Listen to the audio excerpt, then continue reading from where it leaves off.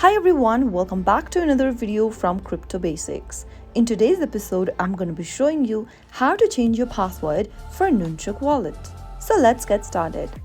First of all, open the Nunchuk application from your app drawer and also make sure to log into your account. After you are logged in, tap on the profile picture at the bottom right and tap on Account Settings. Tap on Change Password from the Account Settings page and then enter your current password in the first text box. On the next field, type in the new password you would like to change to. Confirm the new password by retyping it again in the last text field and tap on Change Password. Soon after you are done, you will be able to change your Nunchuk Wallet account's password. Next time you log into your account, you will now need to enter the newly created password, or you'll need to enter it whenever prompted. So that is how you can easily change to a new password for your Nunchuk Wallet. If you found the video to be helpful, go ahead and give us a thumbs up. Don't forget to subscribe to our channel by hitting the subscribe button. Also, press on the bell icon so that you'll never miss another upcoming upload from us. I will see you again in the next video.